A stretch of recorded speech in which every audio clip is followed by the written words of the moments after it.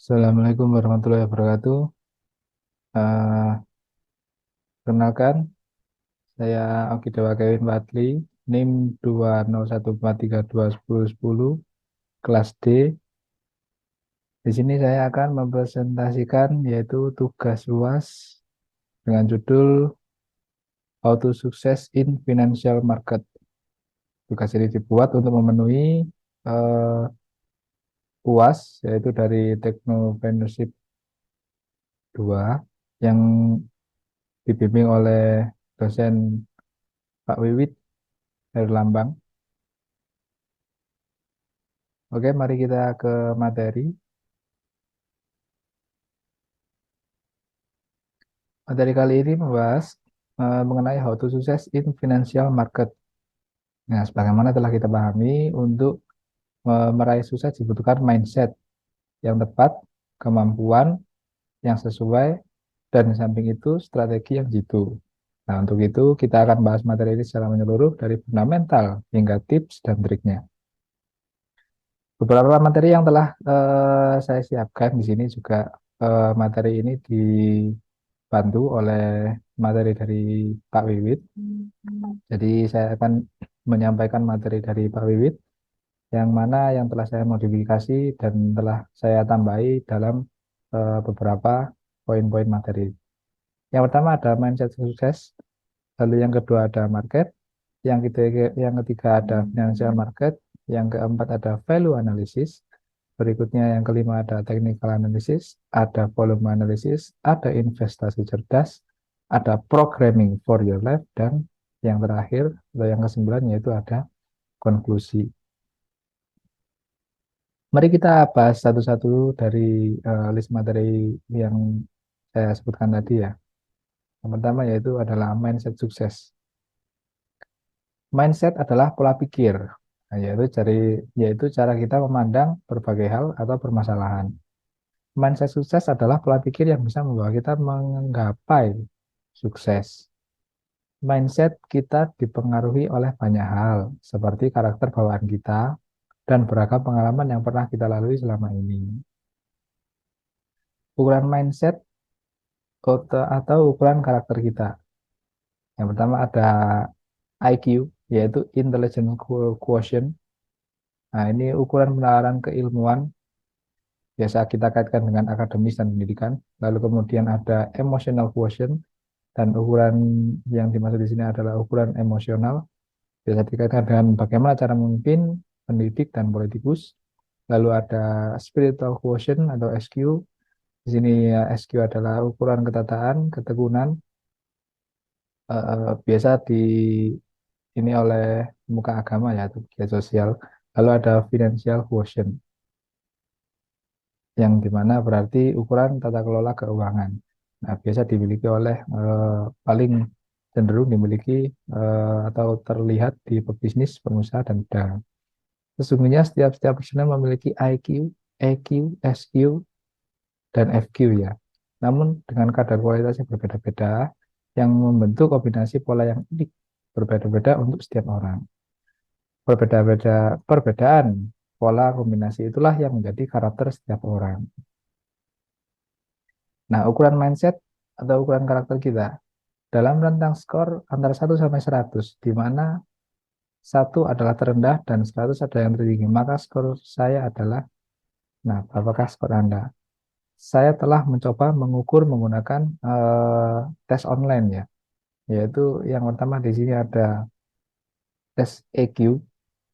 Nah, tes EQ saya memiliki rata-rata 73% ya, yang dari segi sosial itu 79%, lalu self control atau kontrol diri sendiri 71%, empati 61%, dan well-being itu ada 82%. Jadi sehingga ketemu 73%. EQ saya adalah 73%. Nah, yang unik di sini adalah IQ ya. Saya tadi sudah mencoba di beberapa tes online, namun yang saya temukan di sini kamu telah menjawab 10 dari 16 pertanyaan dengan benar. You answer 10 out of 16 question correctly, corresponding to an IQ of 105. Jadi IQ saya di sini adalah 105, which make you brighter than 62% of the population, yang mana membuatmu lebih bersinar daripada 62% dari populasi. Lalu di sini ada FQ. Nah, FQ di sini saya sudah mencoba tadi juga, yang muncul your financial IQ level is beginner. Jadi masih pemula ya saya. Nah, untuk SQ saya tadi sudah mencoba mencari tapi masih belum menemukan ya. Ya mungkin teman-teman ada yang punya link, boleh nanti di share linknya, akan saya coba, atau aplikasi boleh nanti share biar saya coba. Lanjut ke materi mindset, aset dan beban. Aset adalah segala sesuatu yang memasukkan uang ke dompet Anda, sedangkan beban adalah segala sesuatu yang mengambil uang dari dompet Anda. Aset sama dengan passive income. Aset bisa diwariskan. Nah, aset dan beban. Di sini aset kita contohkan sebagai saham, real estate, bisnis, ternak, dan lahan produktif. Sedangkan beban adalah rumah, mobil. Kenapa disebut beban? Karena aset seperti yang disebutkan tadi, dia yang menghadirkan pendapatan ke dompet Anda, dan beban adalah dia yang mengeluarkan pendapatan dari dompet Anda. Yaitu rumah kita perlu bayar pajak untuk pembersihan, perawatan, dan lain-lain. Lalu mobil juga seperti itu. Kita beli bensin, ganti spare part, suku cadang, dan lain-lain. Sedangkan aset di sini adalah saham. Kita mendapat passive income dari saham. Kalau kita punya real estate juga kita punya pendapatan dari real estate itu. Kita ada bisnis, kita bisa dapat bisnis banyak misalnya, kita juga akan mendapatkan masukan yang sangat banyak. Lanjut cash flow. Nah, kelas pendapatan income, pendapatan atau income diperoleh dari aset-aset yang dimilikinya. Pengeluaran atau expenses itu kan sebisa mungkin untuk menerapkan pola hidup sederhana. Sisa pendapatan setelah dikurangi pengeluaran selalu dimanfaatkan untuk membangun aset lagi. Nah, beban liability selalu ditekan seminimal mungkin, maka nilai asetnya akan selalu meningkat, yang berarti juga pendapatannya selalu meningkat pula. Nah, jelaskan apa ESG itu.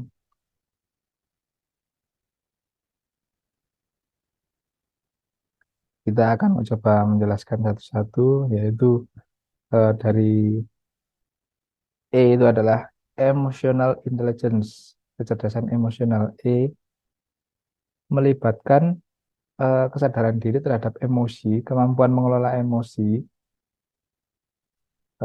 yang mana keterampilan dalam berhubungan dengan emosi orang lain. Ini melibatkan pemahaman dan pengaturan emosi, motivasi diri, empati, dan keterampilan dalam membangun hubungan yang sehat.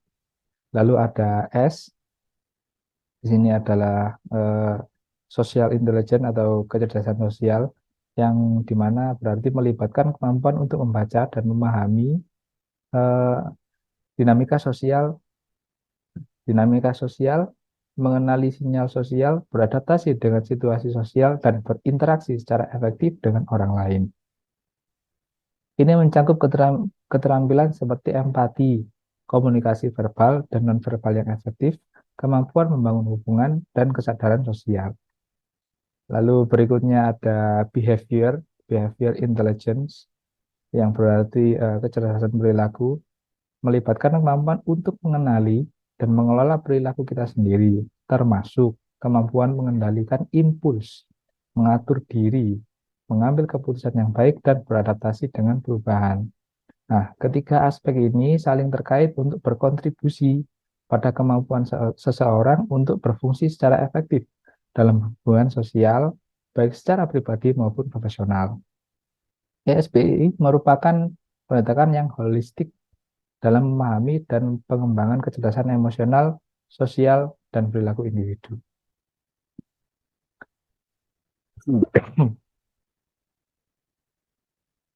Lalu materi berikutnya ada rantai usaha. Nah, di sini kita bisa menggambarkan ya, dari awal sampai akhir terbagi menjadi dari skill menjadi uang dan dari uang menjadi uang. Jadi konsumen, eh, bahan baku ke supplier, ke manufaktur, distributor, ke retailer, lalu kembali ke konsumen lagi. So, mau berbisnis atau membuka usaha, kenali posisi Anda pada rantai usaha dan jadilah good player. Materi berikutnya ada market. Apakah market itu? Nah, market atau pasar secara tradisional merupakan tempat ketemunya para penjual dan pembeli. Aktivitas jual dan beli di pasar disebut perdagangan atau trading. Tipe-tipe pasar. Nah, tipe-tipe pasar ada satu pasar campuran, yang kedua ada pasar spesifik. Lalu bagaimana dengan definisi market masa kini yang telah berbasis teknologi? Mari kita bahas di finance market. Apakah financial market itu?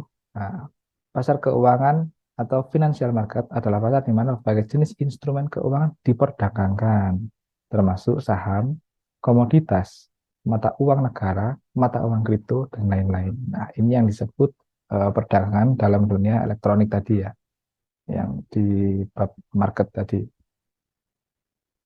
Jenis-jenis financial market. Nah, yang pertama ada pasar modal atau capital market, yaitu pasar modal merupakan jenis pasar yang memperjualbelikan modal jangka panjang, yang biasanya berbentuk saham dan turunannya. Yang kedua, pasar valuta asing atau foreign exchange, biasa kita sebut dengan forex. Nah, pasar valuta asing adalah pasar yang melakukan kegiatan transaksi valuta asing atau mata uang asing, baik berupa transaksi spot transaction, forward transaction, maupun swap transaction.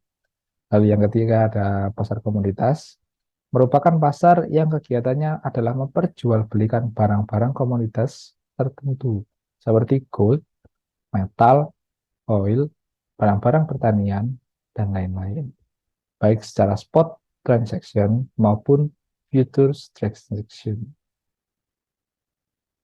Jadi, financial market ini sama saja seperti pasar tradisional biasa. Hanya saja, dagangannya lebih spesifik dan biasanya lebih itu dengan penerapan teknologi dalam melakukan transaksinya. Seperti kita ambil contoh pasar saham, di sini adalah pasar sayur dan buah, pasar forex di sini adalah pasar burung, pasar komoditi di sini adalah pasar sapi, lalu pasar kripto adalah pasar sepeda dan mobil. Materi berikutnya, investasi or trading. Investasi atau trading. Nah, kita ketahui dulu ini. Yang pertama, investasi adalah bertujuan membangun portofolio aset. Lalu yang kedua, mendapatkan income dan penghasilan aset tersebut. Lalu yang ketiga, tergolong dalam passive income. Berikutnya, pelakunya disebut sebagai investor. Kemudian trading bertujuan memperoleh keuntungan secara langsung, profit. Lalu yang kedua, mendapatkan income dari profit trading. Ketiga, tergolong dalam active income. Keempat, pelakunya disebut sebagai trader. Nah, jadi trader dan investor itu dua hal yang berbeda, dua pelaku yang berbeda, dan dua kegiatan yang berbeda dari investasi atau trading. Nah, mindset trading atau investasi itu sederhana, yaitu beli saat harga murah atau turun, lalu jual saat harga naik. Nah, ketika eh, sudah mulai menunjukkan harga yang sangat rendah gitu, nah direkomendasikan untuk kita itu membeli.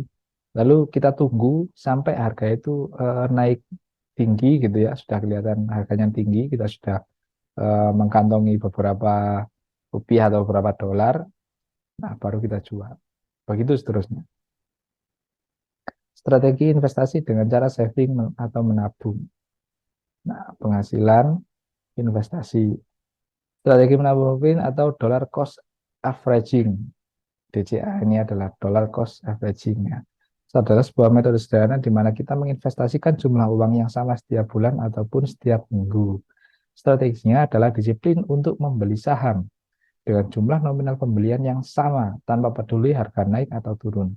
Nah, jadi kita itu setiap minggu atau setiap waktu gitu yang telah ditentukan, kita tetap membeli saham tanpa peduli naik atau turun. Jadi kita beli, tetap beli, tetap beli, tetap. Dari modal awal digunakan untuk berdagang, trading. Setelah memperoleh keuntungan yang cukup besar, maka keuntungan tersebut dipilah sebagian untuk diinvestasikan dan sebagian lagi langsung bisa dinikmati. Lalu materi berikutnya di sini adalah analisis dan prediksi harga. Metode analisis dan prediksi ada tiga, yaitu yang pertama value analysis, fundamental atau fundamental analysis, yang kedua technical analysis atau chartis, lalu yang ketiga volume analysis atau bandarmologi. Nah, tipe-tipenya ada sepertinya ada investor, position trader, dan scalper. Ini beda-beda targetnya. Target profitnya investor itu rata tahunan, semesteran ini untuk jangka-jangka panjang ya. Lalu untuk position trader dia untuk jangka-jangka menengah, harian atau mingguan, ya, mungkin bulanan gitu, 1-2 bulan. Nah, untuk scalper dia adalah jangka waktu yang sangat pendek, yaitu jam, menit, detik mungkin gitu, jangka-jangka pendek. Materi berikutnya adalah value analysis, fundamental analysis. Mencari barang bagus, tapi harganya sedang diskon murah. Nah, ini mindset value analysis. Perangkat value analysis atau fundamental analysis. Laporan keuangan perusahaan, berita ekonomi, atau news, sentimen pasar atau isu. Value investing. Nah, nilai investasi. Price is what you pay, value is what you get. Harga adalah yang kamu bayar. Nilai adalah yang kamu dapat. Merupakan metode untuk membeli saham di bawah harga wajarnya, under value, untuk kemudian dijual di harga wajarnya, fair value. Prinsip terpenting yang wajib dipegang oleh seorang investor adalah hanya membeli saham yang kinerjanya bagus dan dijual murah. Artinya berada di bawah nilai intrinstiknya. Tokoh dunia itu Warren Buffett, lalu di Indonesia itu adalah eh, Lo Keng Hong. Nah, kalau ada toolnya juga TradingView dan panen saham biasanya ada di Yahoo juga, di Yahoo Finance itu ada. Nah, turunnya itu ada. Nah, ini laporan keuangan perusahaan ya. Perusahaan emiten saham diwajibkan merilis laporan keuangan secara berkala. Dari laporan keuangan itu bisa dilakukan analisis fundamental dengan mencermati beberapa poin utama yang berpengaruh terhadap nilai saham ke depannya. Contoh acuan analisis fundamental, itu emiten, perusahaan dengan modal bisnis yang jelas, memiliki kapasitas besar, market cap lebih besar dari 500 miliar. Perusahaan terus meningkat dengan laba atau sahamnya.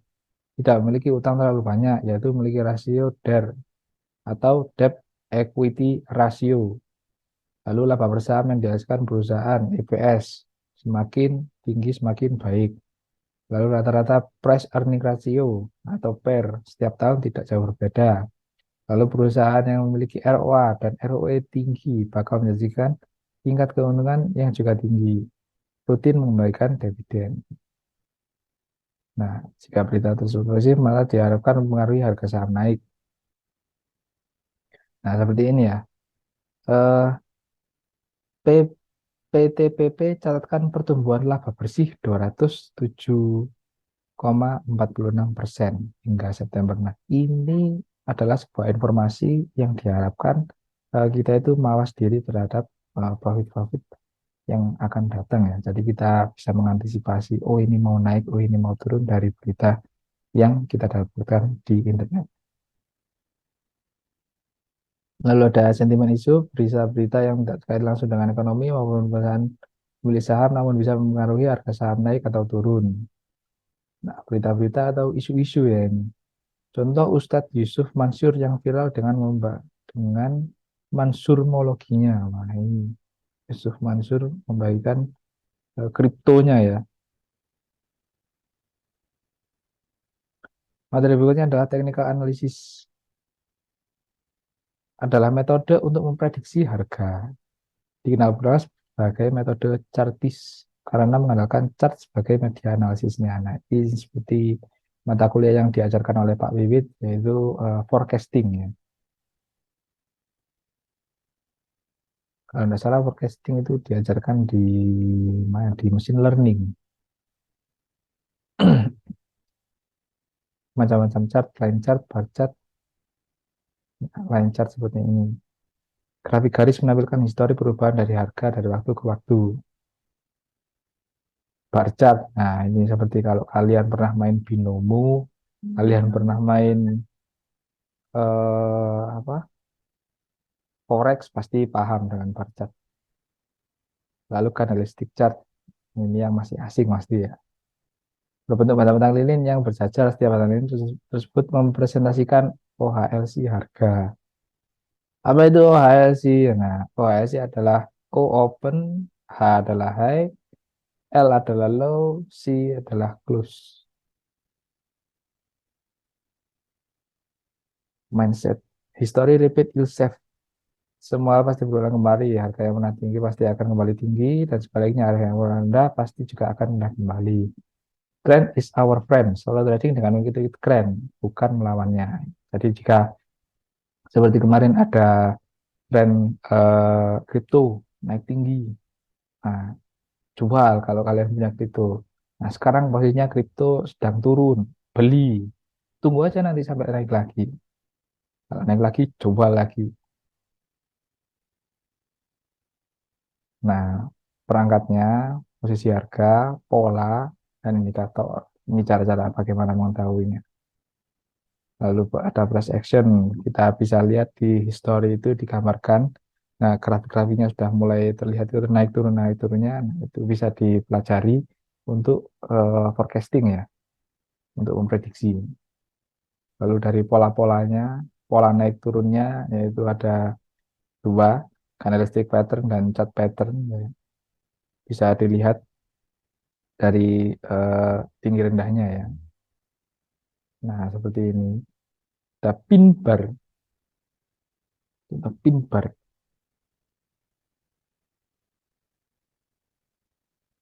Nah, macam-macam chart pattern.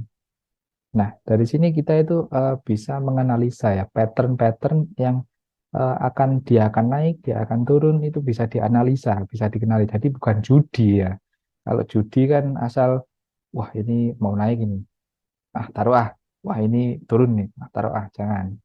Jadi kita bisa analisa. Ada pola-polanya. Nah, ini mau naik atau turun atau mau naik habis ini ya kan seperti ini. Berikut. Nah, ini sudah hampir sama seperti binomo ya. Indikator adalah sebuah alat tertentu yang memberikan data hasil perhitungan rumus tertentu untuk mengukur nilai kondisi pasar sehingga trader bisa memprediksi arah market tujuannya. Nah, ada indikator biar kita para trader itu pemula supaya bisa itu membaca ya, membaca situasi. Jadi ada indikator-indikatornya. Nah, indikator moving average. Nah, di sini kita bisa dianalisa ya. Ada beberapa indikator seperti SMA, EMA, WMA, dan lain-lain. Banyak sekali indikator ini. Nah, indikator stochastik ini dikembangkan oleh George Lane pada 1950. Nah, ada lagi indikator Bollinger Bands. Nah, ini seperti sungai ini. Ya, jadi grafiknya seperti ini, seperti sungai. Ke materi berikutnya yaitu adalah volume analisis atau bandarmologi. Bandar jangan dilawan, dicopet saja. Bagaimana caranya? Nanti kita jelaskan ya. Order book juga berfungsi sebagai price book. Nah, ini order book ini sangat penting ini ya sebagai kita acuan kita mau pasang berapa, kita mau beli berapa. Nah, jadi dia menawarkan berapa ada semua. Kita sebagai acuan nanti order book ini. Lalu ada likuiditas. Saham liquid akan memudahkan kita menjual dan membeli saham tersebut. Sebaliknya, saham yang tidak liquid sulit dijual lagi. Volatilitas. Nah, ada persentasenya volatilitas. Adalah ukuran tingkat fluktuasi harga saham. Oke, materi berikutnya investasi cerdas. Cerdas berarti paham dan terampil. Memahami market, jenis saham, karakteristik saham, dan lain-lain. Yang kedua, memahami analisis yang sesuai dengan market dan gaya.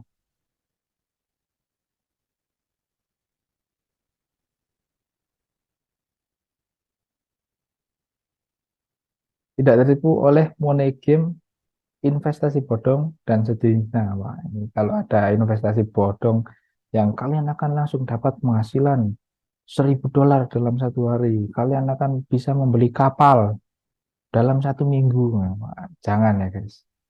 Itu kalian harus ada dasarnya dulu seperti acuan. Acuannya tadi historinya berapa dia, terus kemarin-kemarin dia itu naik apa turun, dipelajari juga itu. Nggak boleh ya asal. Investasi cerdas adalah cerdas berarti memanfaatkan kecerdasan buatan. Disebut juga dengan algorithm trading, robot-robot trading, atau expert advisor. Bisa diterapkan untuk trading semi otomatis ataupun full otomatis. Nah, membutuhkan skill programming meskipun hanya level basic. Nah, jadi kita bisa menganalisa dengan robot ya. Jadi kita bisa membuat coding atau source code yang dimana bisa diperkirakan dari kita tarik dari histori-histori yang ada dalam eh, book tadi ya. Jadi bisa kita prediksi di masa mendatang itu atau akan naik ataukah akan turun. Ya, yang seperti diajarkan oleh Pak Wiwit di semester 4 kalau tidak salah di machine learning itu. Ya, ada forecasting seperti itu. Jadi waktu itu eh, mata kuliahnya forecasting saham ya. Kita ambil dari Yahoo Finance dan kita memprediksi dia itu di masa mendatang akan berapa saham. Oke, next. Mengapa menggunakan trading robot? Nah, prinsip 3M. Yang paling menentukan adalah mindset, psikologi tradernya. Psikologi berarti tentang fear and greed, ketakutan atau serakah. Takut rugi, serakah, waduh, ini misalnya wakeh ini. Metode yang sama persis, MM, sama persis, dijalankan oleh orang yang berbeda. Apa yang diprogram untuk membuat robot? Kapan saat ente dan exit time market sebenarnya adalah kapan beli dan kapan saat jual berdasarkan harga beli, harga jual, pattern, pola, indikator. Nah, seperti tadi ya. Nah, ini semua harga beli, harga jual, pattern, pola, dan indikator kita pelajari dari histori-histori yang sudah ada di book tadi. Itu sebagai acuan untuk mempelajari ini, polanya bagaimana, historinya, indikatornya itu seperti apa, agar kita bisa menentukan. Nah, contoh analisa dan screener saham menggunakan bahasa PineScript Trading View. Ini contohnya saham analisator. Nah, ini ada contoh lagi.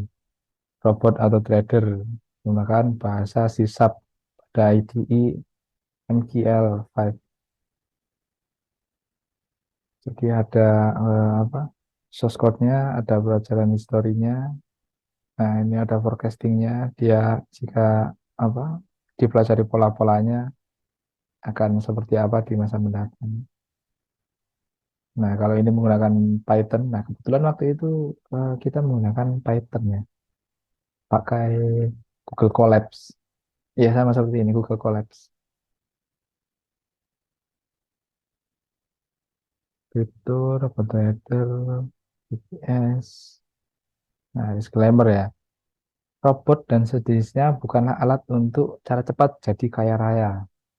Robot hanya berjalan berdasarkan algoritma pola pikir si pembuat robot. Nah, makanya tadi kenapa harus ada histori-histori, kenapa harus ada eh, pelajaran-pelajaran dari buku-buku yang terdahulu, bagaimana mempelajari indikatornya, bagaimana cara mempelajari patternnya. Nah, itu semua dituangkan ke dalam algoritma robot itu tadi ya, supaya dia bisa mempelajari itu. Jadi dia bisa berpikir kira-kira berapa yang akan didapatkan seperti itu. Robot sehebat apapun pasti pernah loss. Nah, ini yang bahaya ini. Jadi terlalu pasrah dengan robot, akhirnya dibiarkan, tidak tahu kalau ada update eh, dalam pola-polanya, akhirnya dibiarkan lost doll.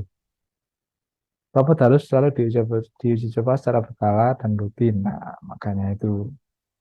Dan bila perlu dimodifikasi agar selalu, nah, agar sesuai dengan market yang up to date supaya tidak loss.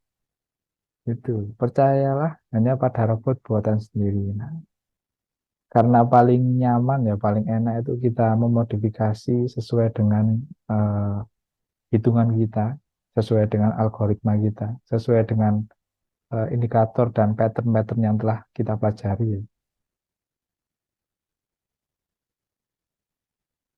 Konklusi, nah, financial market adalah sarana atau media untuk berbisnis atau investasi maupun trading.